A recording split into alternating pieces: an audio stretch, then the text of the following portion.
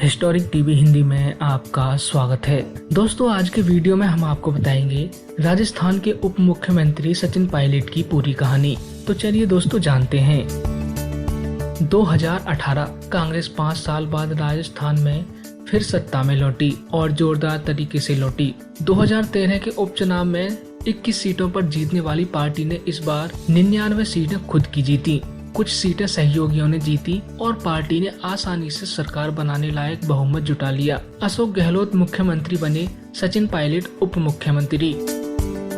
जीत का असल हीरो माना गया सचिन पायलट को, जिन्होंने पार्टी के प्रदेश अध्यक्ष की जिम्मेदारी उठाते हुए प्रदेश के चप्पे चप्पे में जाकर वापस उन वोटरों का ध्यान खींचा जो 2013 में पार्टी से दूर चले गए थे या हताश महसूस कर रहे थे। सचिन पायलट 2002 में कांग्रेस में शामिल हुए थे। इसके बाद वह राजनीति की सीढ़ियां चढ़ते चले गए। मात्र 23 साल की उम्र में अपने पिता को खोने वाले सचिन पायलट कॉरपोरेट सेक्टर में नौकरी करना चाहते थे। उनकी इच्छा वायुसेना में पायलट की नौकरी करने की भी थी, लेकिन 11 जून 2000 को एक सड़क हादसे में पिता राजेश पायलट की मौत ने युवा सचिन पायलट के जीवन की दशा बदल दी।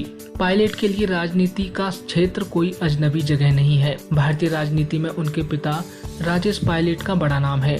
उनकी मां रमा पायलट भी विधायक और सांसद रही हैं।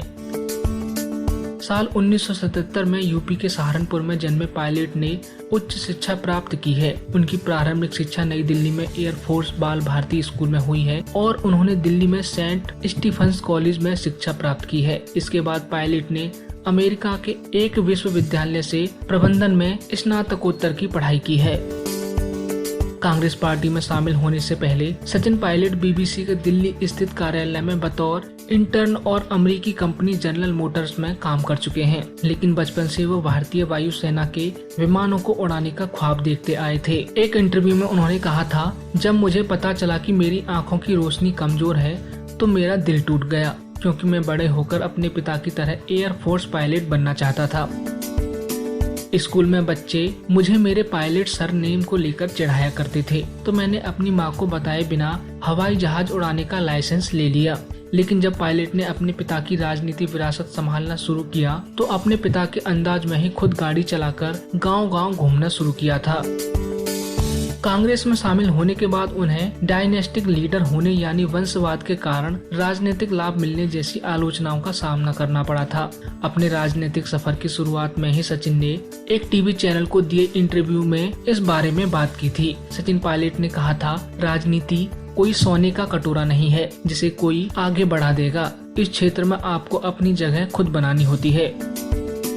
42 साल के सचिन बीते 17 सालों में राजनीति की सीढ़ियां चढ़ते चले गए। सचिन ने अपने राजनीतिक सफर में कहा था, जब मेरे पिता जिंदा थे तो मैंने कभी उनके साथ बैठकर अपने राजनीतिक सफर को लेकर कोई बात नहीं की, लेकिन जब उनकी मौत हो गई तो जिंदगी एकदम बदल गई। इसके बाद मैंने सोच समझकर राजनीति में आने का फैसला किया। किसी ने भी राजनीति को मेरे ऊपर थोपा नहीं। मैंने अपनी पढ़ाई से जो कुछ भी सीखा था, मैं उसकी बदौलत सिस्टम में एक बदलाव लाना चाहता था। दौसा और अजमेर में सांसद रहे पायलट हाल ही में हुए विधानसभा चुनाव में टोंक से कांग्रेस पार्टी के टिकट पर चुने गए। इस दौरान उन्होंने कई चुनावी सभाएं की और लोगों से सीधा रिश्ता बनाने की कोशिश की। एक रैली के दौरान जब सचिन पायलट चुनावी सभा में देर से पहुंचे तो उन्होंने उनको सुनने आए लोगों से माफी भी मांग ली। एक इंटरव्यू में सचिन पायलट ने कहा, मैं दलाई लामा का काफी सम्मान करता हूँ। किसी भी व्यक्ति की असली ताकत वो होती है जब कोई व्यक्ति आपके साथ 30 सेकंड भी बिताता है तो आपके अंदर विनम्रता, धैर्य और चेहरे पर मुस्कान रहे, आपके साहस सहज हो जाए। सचिन पायलट ने जम्मू कश्मीर के पूर्व मुख्यमंत्री फारूक अब्दुल्ला की बेटी सारा से शादी की है। इंडियन टेरिटोरियल आर्मी में अधिकारी रह चुके सचिन ने मुस्लिम समुदाय की लड़की से शादी करने पर सवाल उठाने वालों को एक इंटरव्यू में खुलकर जवाब दिया था। उन्होंने कहा था, धर्म एक बहुत ही व्यक्तिगत मामला है। जब आप जिंदगी में अहम फैसले लेते हैं तो धर्म और जाति के आधार पर ही फैसला नहीं लेना चाहिए।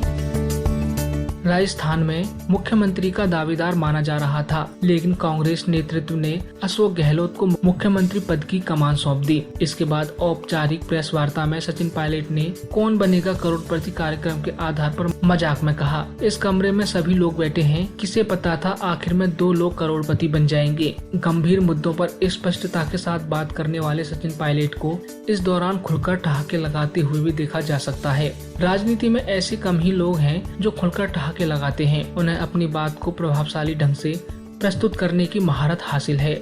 इसमें तर्क भी होते हैं और शब्द भी।